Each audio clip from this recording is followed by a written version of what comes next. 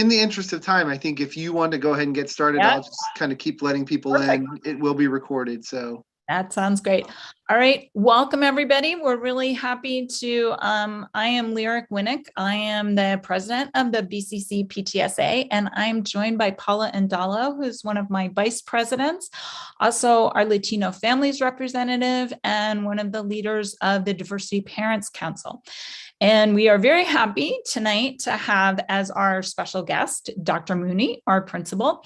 And we thought that the end of the first quarter would be a good time to sort of catch up, try to answer some parent questions that have come in and look ahead to the balance of the year. I know everybody is really happy that we're all back in school, and that's been great. And we are happy to have you here tonight. It's also going to be recorded.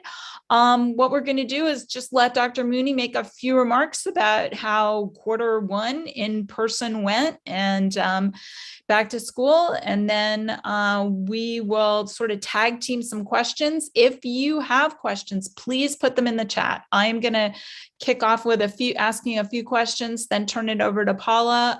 And I will be monitoring the chat and we'll filter in those questions.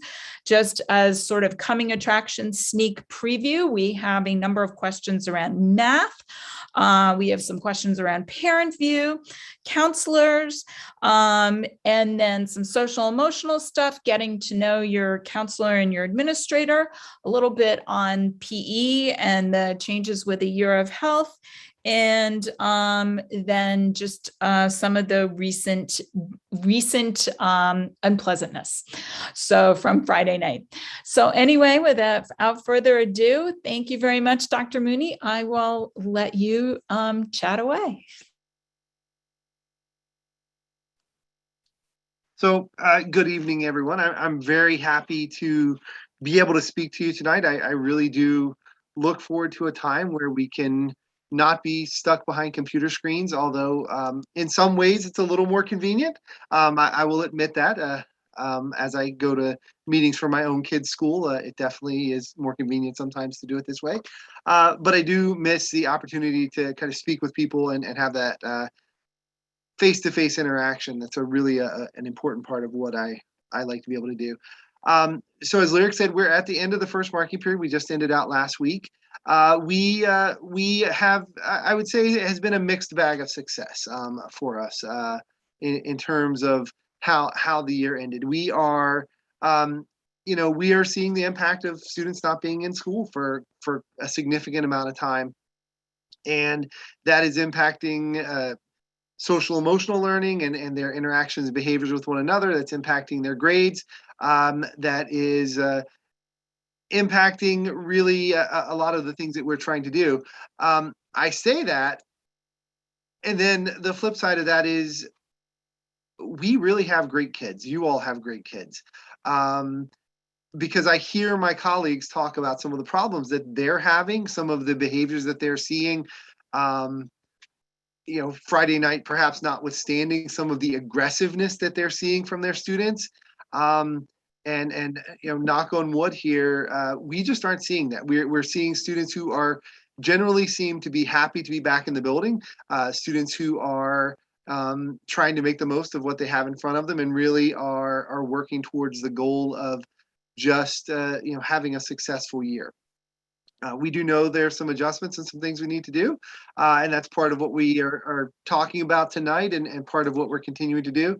But I'm going to go ahead and pause here and let you go ahead and start with your questions there, Lyric, and I'm continuing to let people in. So, but you go ahead and go.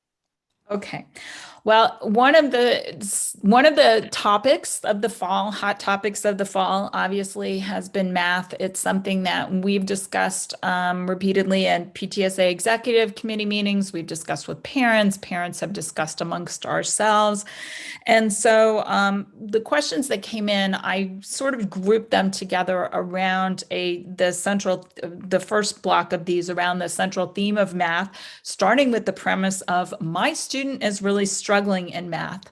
So first of all, what are some of the options for struggling students? Where can they go to get help?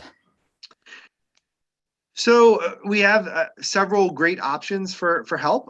So the first is TAP, which runs Monday through Thursday after school from 2:45 to 3:45. Mr. Zebra, who is one of our math teachers, is there actually every day. So it's very consistent help in math. That's the only subject area where we have the same person there every day. We also have National Honor Society tutors and Math Honor Society tutors who are available to help students.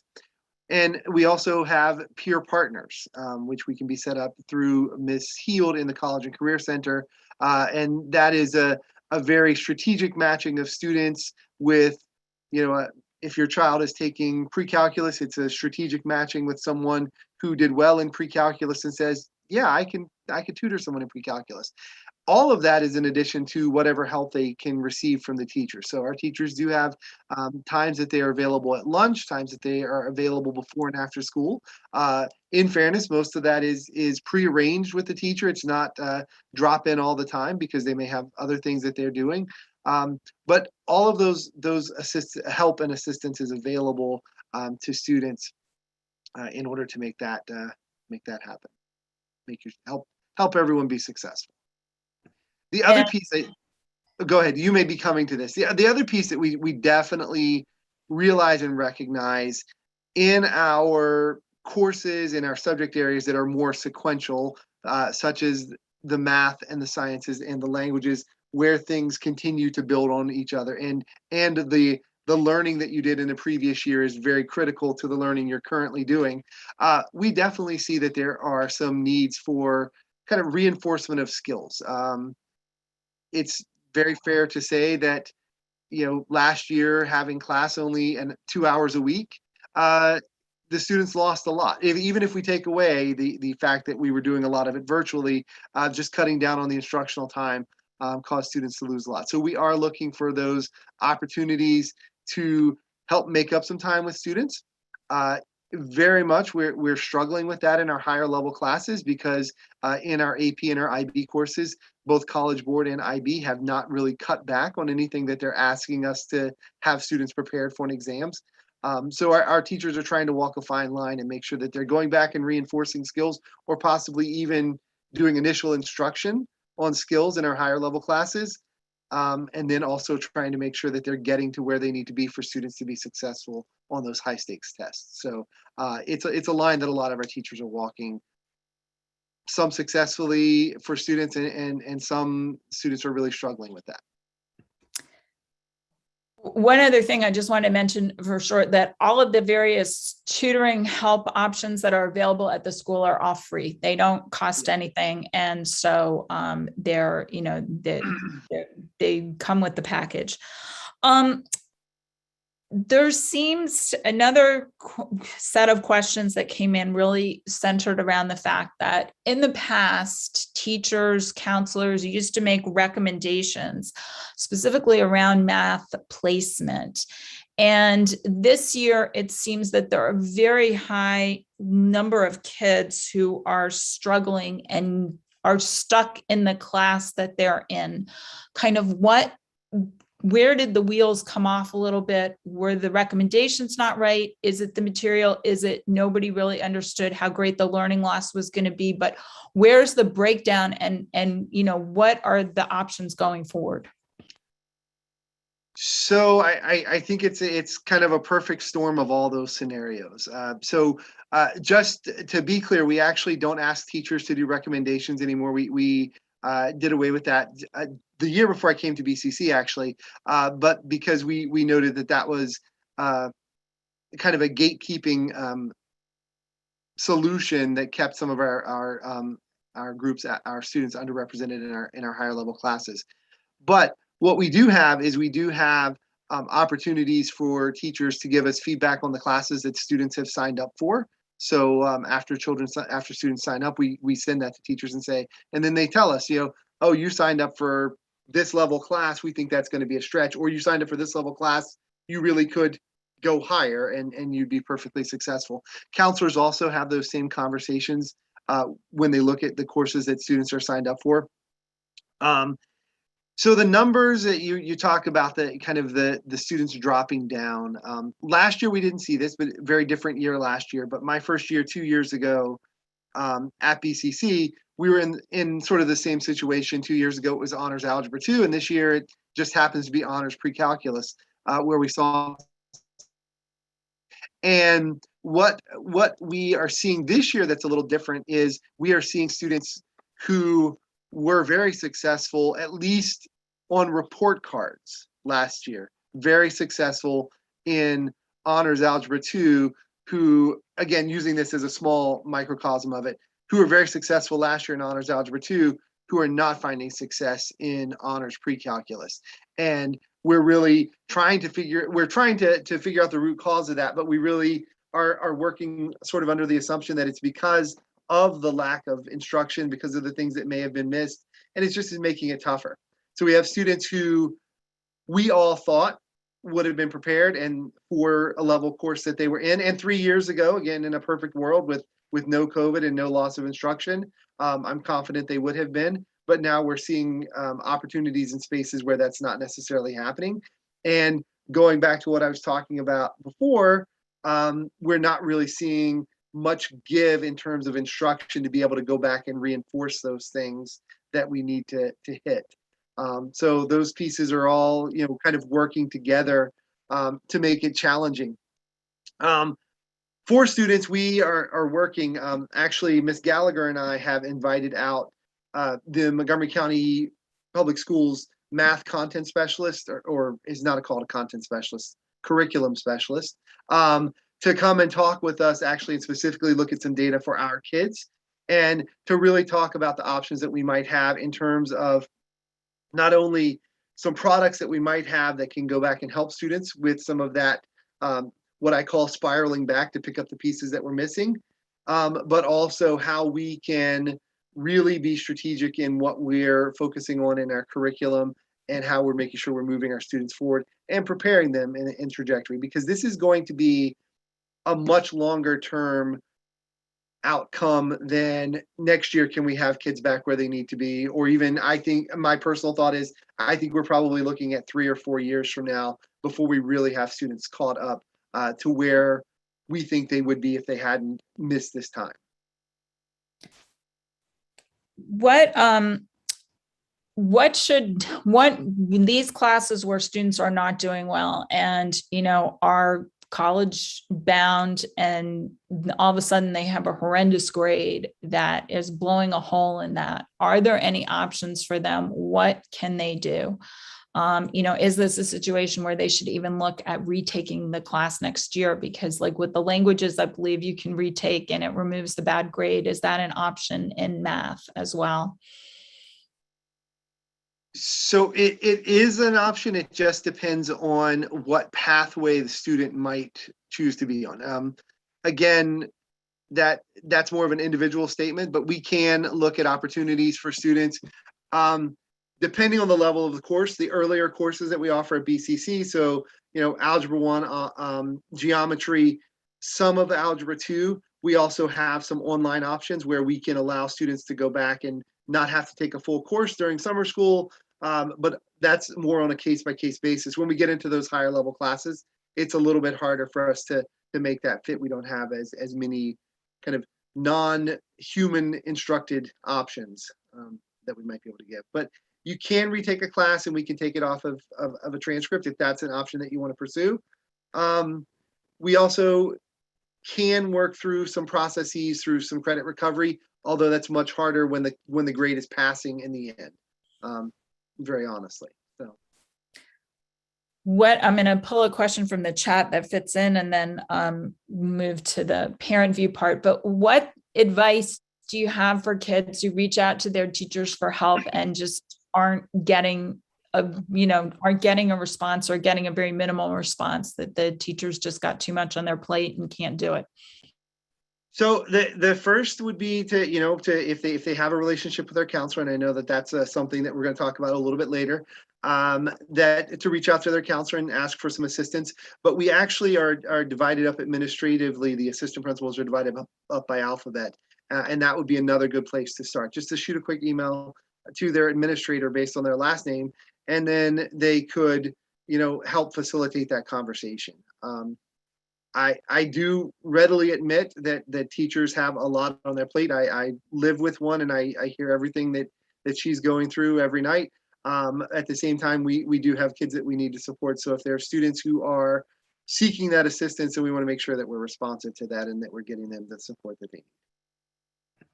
Thank you.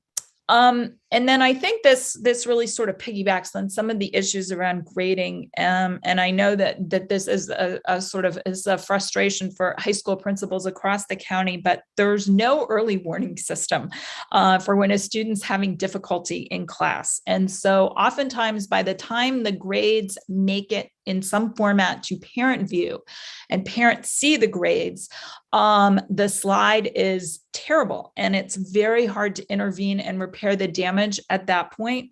So what are options for parents and how can they know what is going on in class with their kids? What are some of the things that can be done and, and to try to prevent these scenarios?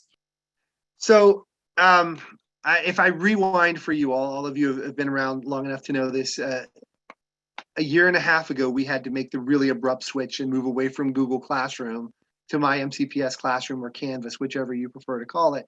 And it was really tough for us because we gave up a lot of things. But the reason that move was made was to allow parents to have more interaction actually with the instruction and seeing the assignments that their students are turning in, and also to allow us to pivot back to virtual instruction very easily if we were going to do that. Now, it doesn't appear in any way that we're going to have to do that right now, but that is where we are.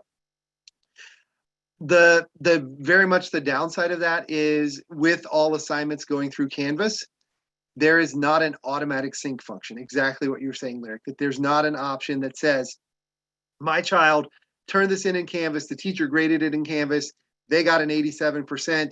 And then as soon as that grade's put in, it goes right over to the grade book. That is a downside of the connection between the two of them. The teachers actually go through a process to do that. And we've talked to teachers about that. I wish that there was an automatic function and we try to remind them to do that. That's our goal, is to get teachers to that point where they're just entering, we're entering a set of grades. If we take an English class, I've entered this set of grades for this essay. I'm pushing the button at the end of that set of grades so that they roll over there. Not a perfect system. We're continuing to work through how to get teachers to do that. There is the option, though, for every parent to see in Canvas.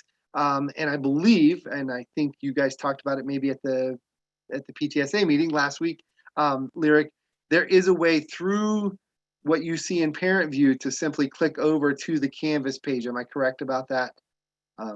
I did not get to do that tutorial with Beth, but I believe there is something, and we're going to try to find that and actually even do a little video and put it out there. I personally have not found it myself, but it is some mythical pathway that I guess does exist. That I've heard it now. Beth said it in the PTSA meeting, and I have heard it from another parent who also told me that it works and that it has kind of been a game changer, because they go in and they look at their kid's chemistry grade and they see that it says, oh, 3 assignments missing. And then even if they're, they reach out, they talk to their child, they're like, I turned it in, I promise. And then they click and they're able to, just go right over to Canvas easily. I haven't seen it either. And my kids are in elementary school right now, so it's just a totally different world. But I definitely think that is something worth exploring and sharing out if we can. So that will be important to do. We have asked MCPS if there's a way to turn it on. And I don't know what the answer is with that. But if there's a way to make it happen automatically, I think that more of us would be in support of it than against it. Yes, and we do have a quote in the chat as well. Thank you, Jabrowska, that yes, you can turn on a whole bunch of notifications. You will get just endless, some of them useful, some of them useless. notifications from Canvas that will tell you, if a grade is changed or comment is made. You don't necessarily get to click through and see that. I have not tried the Canvas app, but I guess that would also work. Both ParentVue and Canvas have apps, I guess. So maybe that is something to try. It would be really nice if we didn't stumble in the dark and there was some like thing from on high that came to help all of us, administrators, teachers, and parents. But otherwise, we're going to just keep stumbling in the dark and see what we can do. All right. Thank you, Dr. Mooney. I am going to turn it over to Paula to start asking with a quick question on data. Hello everybody. I will ask about the counselors first because I have 3 questions that are totally related. So the questions are, I've written the counselor multiple times but have not received a reply. What should I do? The other is, I heard counselors are on leave. How do I know if it's my counselor? And my student doesn't know their counselor or administrator. The counselors are very busy. Is there any way to meet the counselor? So our counseling department does have several new members this year. And unfortunately, one of our counselors is on leave right now, and it is what I would call intermittent leave. He is dealing with something that doesn't cause him to be out every day, but is sporadic enough for it to be noticeable. And that's where we are. So my hope is that all students would be able to get to know their counselors. I mean, that being said, we do recognize that we have half of our student body who may never have seen their counselor. I would hope that they would know their name. It's actually, when they log into Student View, it's there for them. It does say who their counselor is. And our counselors do have a goal of getting to know their students. Those of you who may have older students or may have had older students, I do know that this fall time of year is really busy for our counselors writing recommendation letters for seniors. So they aren't really in a position right now where they've been doing any outreach to 9th and 10th grade students. But our hope is that if you're reaching out to a counselor, that you're getting a response. In the instance that it might be one of the counselor, if the counselor is out, one of my asks for them is that they always have an out of office reply. So you should get that response back that says, as an example, Ms. Reveron, who is our resource counselor and who is not out frequently at all, was out today, and I sent her an email for something I had forgotten she was out, and I got her response back. I'm out of the building on Monday, November 8th. I'll be back on Tuesday the 9th and reply to your email. So we're asking for that. If you're not getting a response and you're sending your counselor an email, you could always go through Ms. Reveron. Unfortunately, right now, our counseling secretary also got a promotion in MCPS, so we're temporarily without a counseling secretary. So Ms. Perez, who would have been there until a week and a half ago, that's another kind of missing piece there. But we do have the opportunity for you to reach out to Ms. Reveron. You could always also reach out to Mr. Nelson, who is the administrator who supervises counseling. And a reason I say Mr. Nelson and Ms. Reveron is because if your counselor is out, we have a plan, a coverage plan, if you will, for who is the backup. And they know how that works. So they know where to direct you. If your counselor happens to be out on any kind of leave, they know kind of, okay, this person's the backup for that counselor this week. Thank you, Dr. Mooney. A different topic. Can you please talk about the potential changes to PE and what will be covered in 1 year of health? So I can talk about one of those things very well. The second year of health, honestly, is not well defined yet. The only thing I have heard about the 1 year of health is that it will not be sequential, that it won't be you need to take health 1 and then health 2 or health A and health B, whatever we call it, that the topics would kind of be separate. Now, that was an initial thinking over the summer when high school principals met and talked about it. But I can't say that that's final, but that's the only thing I've heard definitively. When the state made this recommendation, it did throw MCPS into a little bit of kind of a tailspin with this because we have an extra half a PE credit. I'm going to repeat something that you may have seen on the listserv. The state of Maryland only requires half a PE credit and now a full credit of health. And MCPS has had historically the flip of that. We've had a full credit of PE and a half a credit of health. So we have a half a credit of health requirement right now beyond what is required for the state of Maryland. So the conversation that's happening, and I believe the board may even be meeting right now while we're doing this, much more exciting than a board meeting. But they're discussing whether or not to keep the full credit of PE and the full credit of health, so that MCPS would require a full credit more than the state, or whether to drop back to a half a PE credit. I said very clearly last week in the PTSA board meeting, I'll tell everyone my personal opinion on this.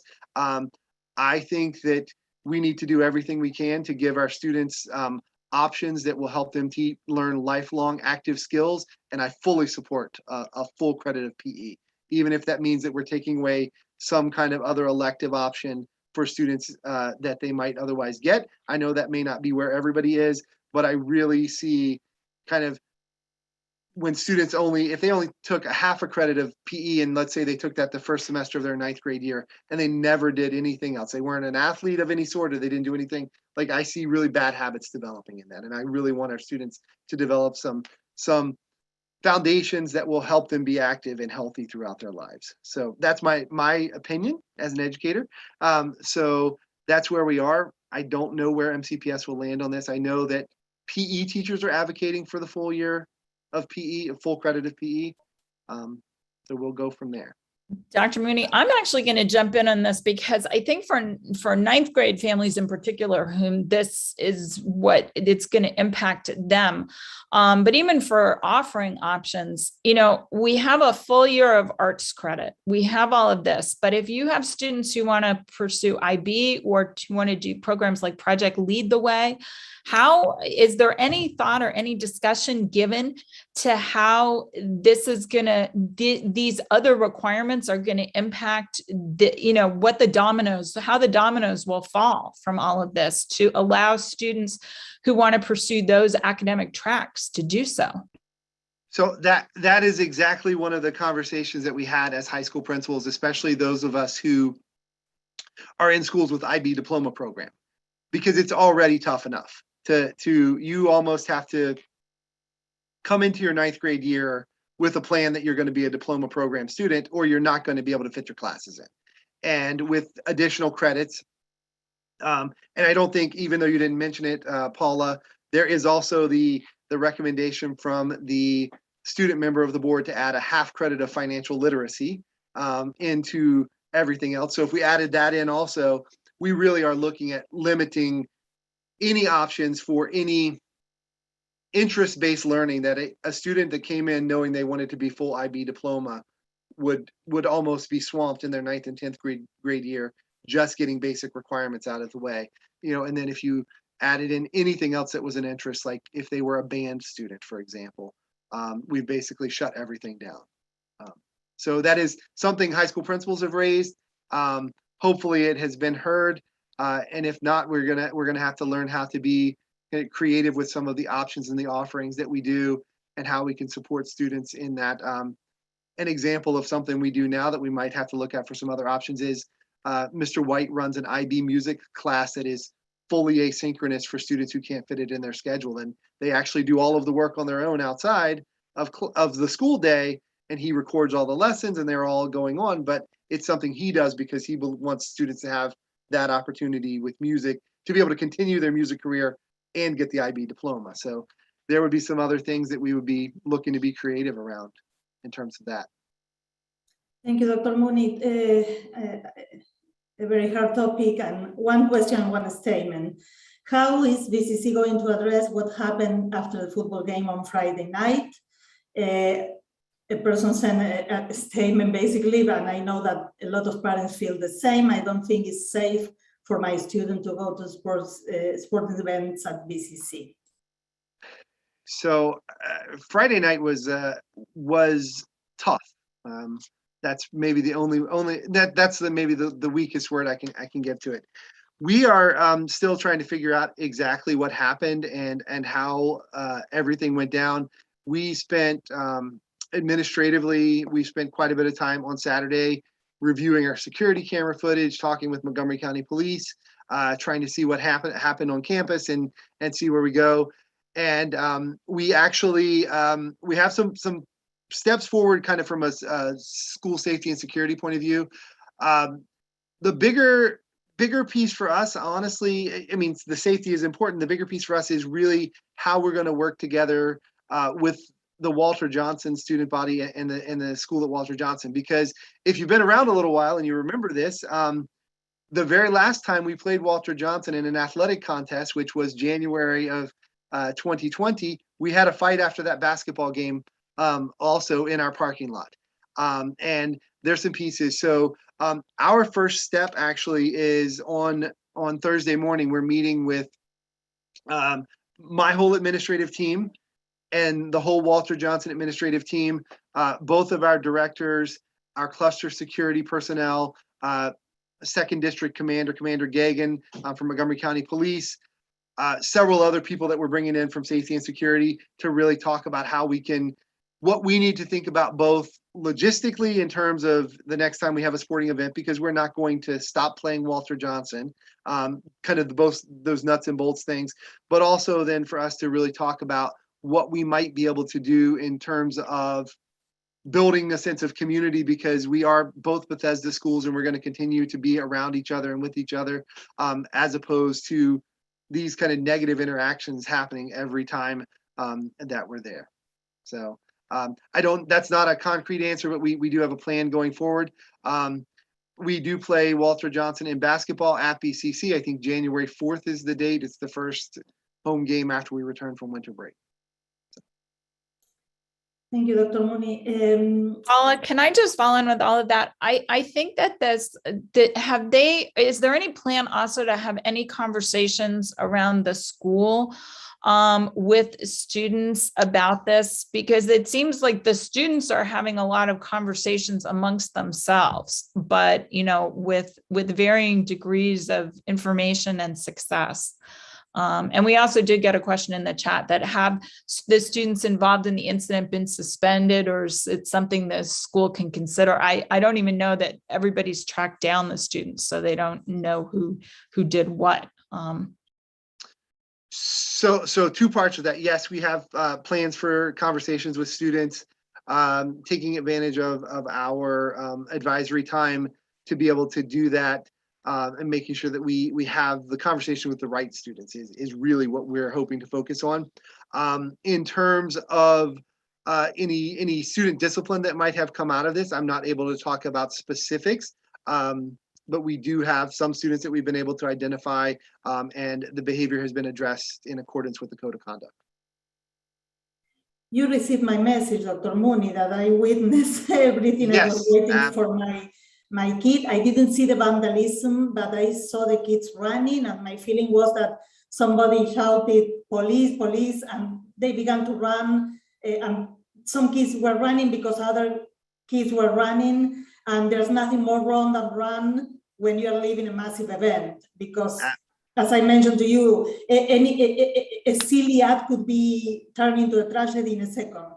Absolutely. So that is the kind of conversation also that I think, of course, about the camaraderie and the schools, everything is important, but the logistic and this reckless act to run was, was crazy, really. I absolutely agree with you. And it's unfortunate that we have the very timely example from the incident that happened in Houston over the weekend, but that's one of the examples we're planning to talk about. Like, this is, that was what happened. Just people kind of panicked about something that they didn't necessarily need to panic about. And I think the last time I heard 8 people died in that, and it was just from being trampled.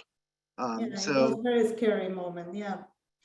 Okay, so about 9th graders, Dr. Mooney, some 9th graders say that kids are not talking in class and are having a hard time getting to know people. Have you considered icebreakers or a special 9th grade lunch or other activities to help this grade?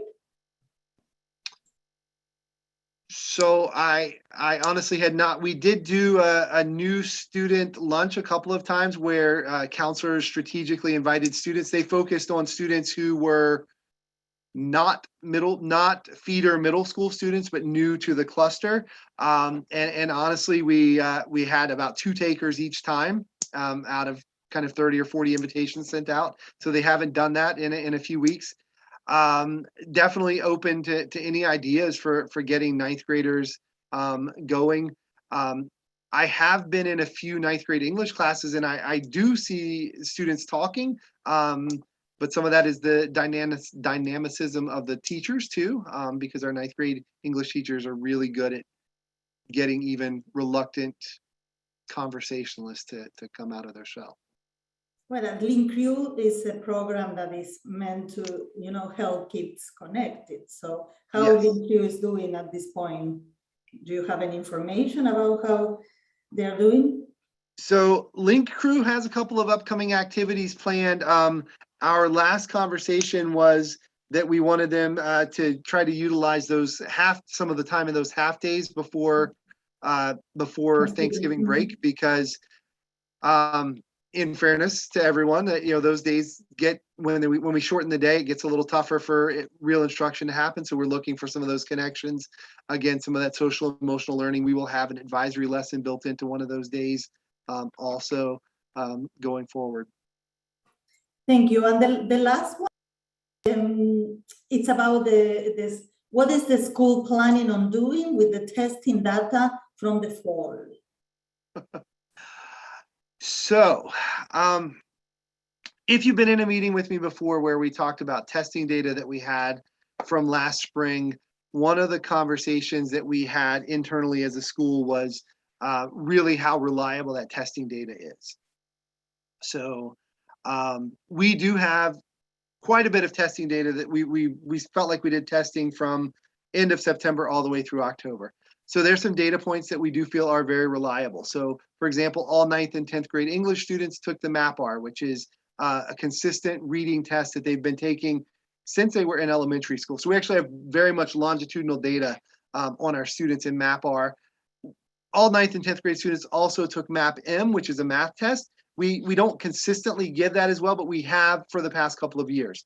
So that data we actually are just using to look for growth and possible opportunities for teaching, especially in those English classes. It really gives us, the MAPR is an amazing diagnostic tool that really helps us pinpoint where students are struggling and where we might be able to go back and remediate and help them out some.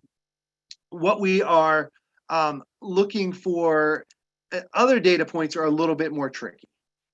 So for example, the MESA test, the Maryland Integrated Science Assessment, that was given to every student at BCC except 18 students. So we gave a little over 2,300 Maryland Integrated Science Assessments.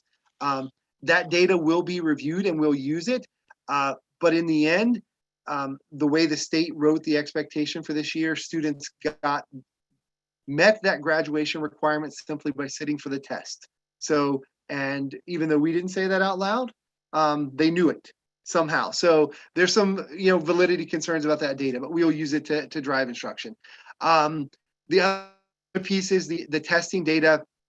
So for ninth, all of the other testing we did that was state testing was actually for last year's content. So our ninth graders were being tested on their 8th grade English and their whatever math class they were in 8th grade.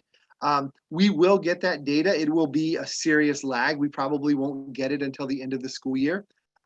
It will be used to determine performance statistics for the middle schools, but we will have that data to know for the performance. Unfortunately, we'll be almost a year removed by the time we get that data. So right now, what we are focusing on, if we take just our big subject areas of math and English, we are focusing on student performance on the common tasks that we have. So, every 9th grade English class does this writing on a personal narrative. Every math class has some kind of common assessment that they took in that. We're looking at those data points because we feel that those are reliable. We know how they were administered and what instruction went on. We are using that map data to help us out. And then we will look at some of the external assessment data that we get back a little faster, especially for our 11th and 12th grade students. We will get back those PSAT scores for the students who took those, the 10th and 11th graders who took those in October. And we will start getting back in SAT scores for our seniors who have taken them. So there's some data points that we will have, and we'll use it to kind of look at where we need to help students out there. Thank you, Dr. Mooney. That's great. Does anybody else have any questions that they want to stick in the chat, or anything else that's on your mind about all of this that you're curious about? I don't see anybody frantically typing, so. Hi, Oh, this is yep. Libby Nielis, and I apologize for joining late, but I want to know if anyone had spoken about the Mental Health Week events. Obviously, you probably covered counseling in general. Do we know, Dr. Mooney, who? I think you told me the last time we spoke that it's Mr. Nelson and Ms. Reveron, but the information must just come. Does it come directly to them, or how does it get filtered down to BCC? And then what are the expectations of what they're supposed to do with it? So there are so many kind of channels of communication. Most information we get from MCPS comes in what we call our Thursday memos. So we get every Thursday around lunchtime, we get a batch of memos that are covering the week, and that information comes to. I get every memo, and then they're strategically sent. So for mental health awareness, it would have gone to Mr. Nelson and Ms. Reveron and Ms. Lindenfeld, who is our school psychologist, and then they disseminate it there, or they determine what their kind of plan of attack is with getting out information. So that is where we are. So we don't need to backpedal on this. I need to just remember that it's November and that you've got to be ready for it, and that there's some activities that we could be doing. I hope that you've been able to see the email. You might be on the PTSA listserv, but I don't know about the rest of the staff. So I wanted them to get that information too. Easy way to get SSL hours, but I mean, even in the virtual format, perhaps maybe this is more easy for more parents and students to get some of these recording sessions. And there's even one, I was really excited. There's one about careers in mental health. And I thought there hopefully could be a lot of students interested in that, if not even just parents and other members of the family. But I would like it if we could be more cognizant of that coming down and be more purposeful in planning. I don't know how it had come down before, and it was always like, I don't know, Lyric, help me out. It was like there was a leadership class, and the sponsor of that had taken this over and had wanted to support activities with the kids. But other than that, I don't know who has ever come in from the outside and organized things. And I should just be more assertive if nobody's I think moving that ball around. There was sort of a student club that did some of these activities and sponsored some of these things back in before COVID. And that I'm not sure has been reconstituted in quite the same way coming back. And it doesn't necessarily need to be. There just needs to be perhaps one staff member who's interested, and not to like reinvent the wheel, just connect with the PTSA or recycle all of the resources that MCPS is giving you and just churn it out. I don't know what else to do. It seems like every time I inquire with the district, they're doing great things at the head office, and it's just either, and again, when you for most parents, if you say, oh, well, that's the school psychologist or maybe the PPW, parents don't even know who that is, who they are, what they do. So it's just, I wish we could spread it. And I know that the counselors and obviously Mr. Nelson they've got a lot on their plates, and they've been given more and more. And we just need to find a way to share it, and to please, again, reemphasize that you can reach out to us to help. I will follow up with Mr. Nelson tomorrow to make sure that the things that we've gotten have gone out. Most of the time we communicate those with students in Synergy mail. That's our best communication method to get mass email out to students. But I'll double back with him tomorrow and do that. So And I requested that it go into the daily announcements so the students can hear about it, just like any of the other meetings or, opportunities they have. Yeah. That might help. Thank you. We do have 3 questions in the chat. So basically, first of all, I would assume that the answer to this is going to be yes, that the health classes can be done in the summer, different years. That's always been an option. And there's actually been sort of a virtual option during the year to take health as well. To the best of my knowledge, that option won't change. I mean, we give that option for so many courses in summer school to either use it as an opportunity to get ahead or as an opportunity to go back and do some relearning. I cannot imagine that would go away. It is conceivable if they're both offered in the summer that you could do both in one summer if you did both sessions of summer school. I don't know that I'd recommend anyone do that because that is a summer full of school. Really, you're looking at 8.5 weeks of your summer being in classes. But that is where we are. I actually, after you do yours, Lyric, I actually have 2 people who sent me direct questions too that I see in the chat that I'll come back to. But you go ahead with yours. So yeah, the other question is SSL hours, and it takes a long time to get them uploaded and into parent view. It just is pretty much, is that normal? Is there anything that can be done about that to sort of know where you are on track? So if I can ask a clarifying question, kind of what is a long turnaround time on getting something in if you submit? I know that Miss Henry, who is our SSL coordinator, does enter in batches because the process, once she's rolling through a process, she likes to collect 20 to 25 forms at one time. So she's not sitting and doing individually, if that makes sense. So like the summer, she gets a big pile. And then as they come in, she does kind of collect them for a while. So I'm wondering, for my frame of reference, what's a long time from a parent point of view? Good evening, Mr. Mooney. I drafted question. For instance, I emailed Miss Henry a form 3 weeks ago on October the 14th. This is the day I haven't heard back from her, and I cannot see the hours uploaded to the chart on parent view. So tonight I went ahead and I sent her a follow-up email, and I CC'd Mr. Nelson, who is Angel's assistant principal. Okay, let me follow up on that, and I will ask Miss Henry, and we will work on getting out of communication, kind of what her typical turnaround time is. Again, I do know process-wise that she does like to get several forms to put in at once, rather than doing it on a case-by-case basis, but I'll try to get a more specific answer for you on that. Thank you. I appreciate it, because I was asking whether she needed also the hard copy of the form, because I was just emailing it. But since I haven't heard from her, so I don't know whether to send it to the school or is good enough, the digital form. I believe the digital form should be okay. I know plenty of parents submit them in that way. Awesome. Thank you. So. That should be, I mean, it's even possible to submit them as a JPEG. I think you don't even have to have a scanner. You can take a photo with your phone and send it that way. So that's sort of important to know. Okay, then also a question about, I thought I heard you say that kids might be 3 to 4 years behind between the limited schedule. I hope not 3 to 4 years in virtual environment. Are there any plans to catch kids up or other means make sure they're college ready? I think you've touched on this at various points, Dr. Mooney, but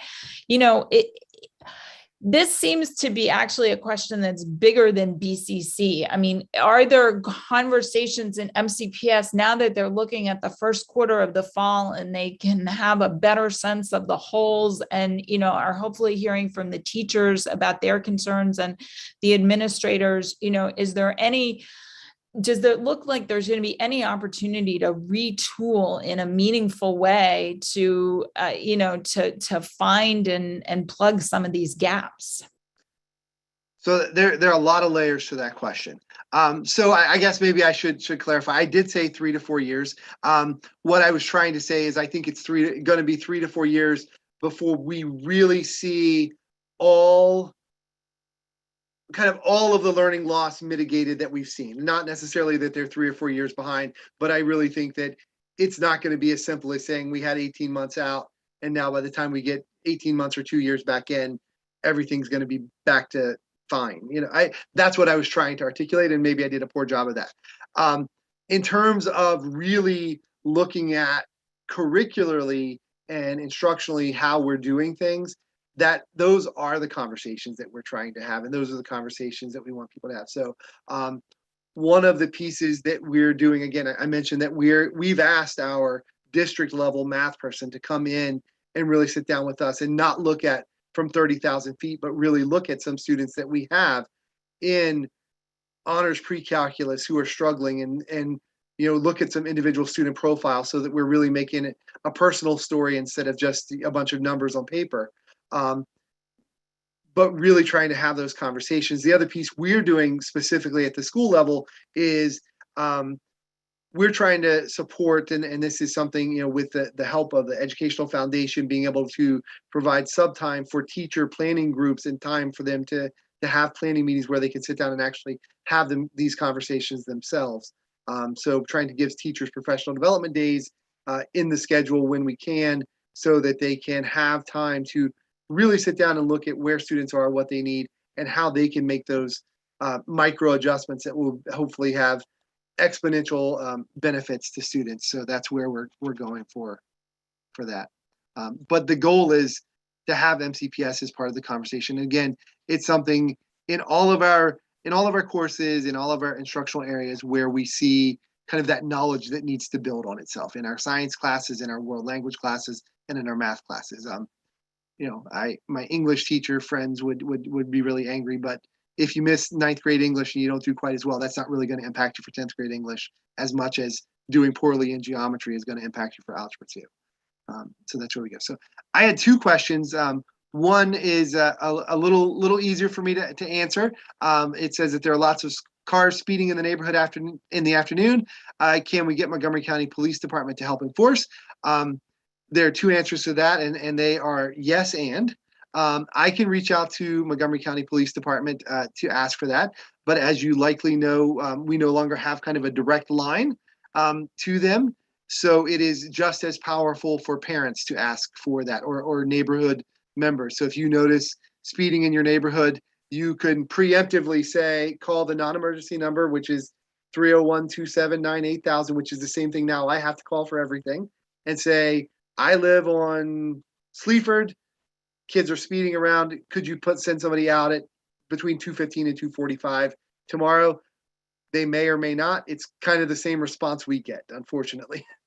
I'm going to piggyback on that. If you want to email me directly, I've actually been in conversation with the 2nd District and the county traffic division for quite a while about the pedestrian safety issues, both around BCC and some of the feeder streets, both Wisconsin and Connecticut, where we've got major walking and bike routes. And so they know me and we've worked together on this. They've been out they did enforcement at the start of school with the hawk light right in front of BCC. I think they stopped a car about every 90 seconds for running that light. Car, I think. Yeah, basically. I mean, they made a lot of money for a few days. So I am happy to fold in that issue with our ongoing traffic discussions. So please write me and we can work on that together. So the other question that was sent directly to me, and it's actually one that is not on top of my mind, but is important.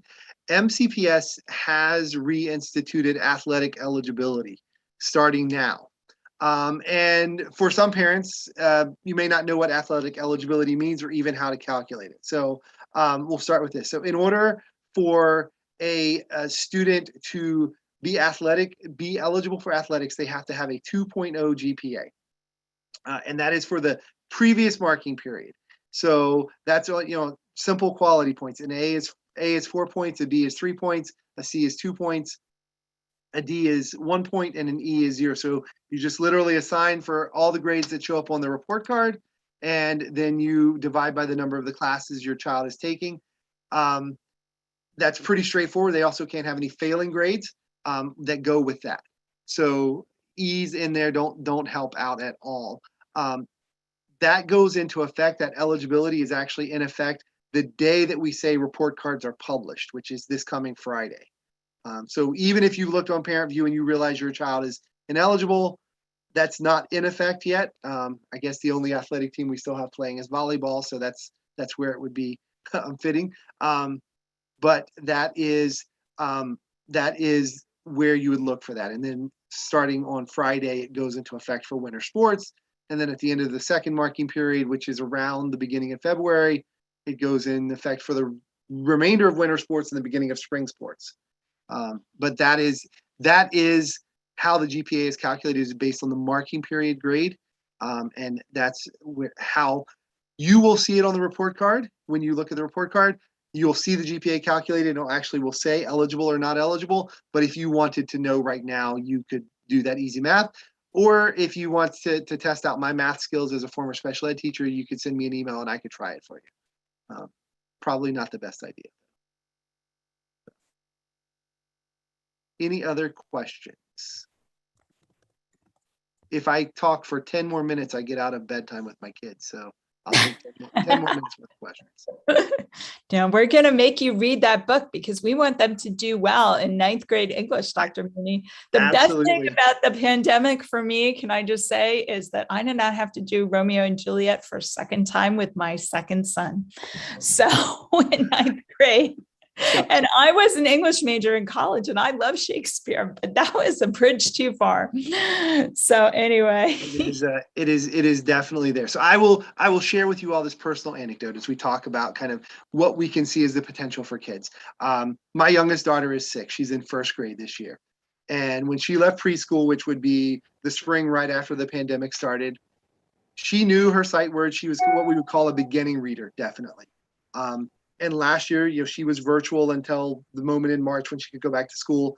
And we actually saw tremendous loss with her.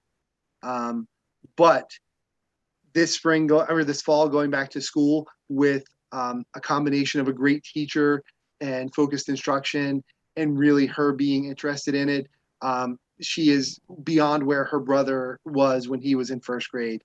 And he's 4th grade now and he's fine, but she just picked it right back up. So I know we can do it. And I know that it's a lot about kind of that support that we need to give students, the instruction, and the caring teachers, which is really a part of what I'm emphasizing at BCC, that we need to, as adults, care for our kids as much as we instruct them. Those pieces will fall in place. So.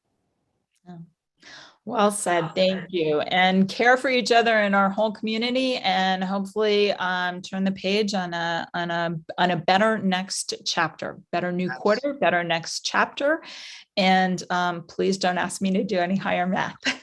That's okay. I also just want to say, in case anybody missed it, and I apologize for this late notice. I know that Carrie Green put it out on the listserv. If you're a 10th grade parent and you were planning to meet with me tomorrow, we've switched that to Thursday now. I had to shift some things around to be able to get my kids on the bus tomorrow due to an illness. So we've switched that, but I will look forward to seeing you all on Thursday morning if you're going to come over to Lynbrook Park. Yes, we look forward to seeing all of you. So thank you, everybody. Thanks for coming out. Thank you, Dr. Mooney. Have a great evening, everyone. Have a good night.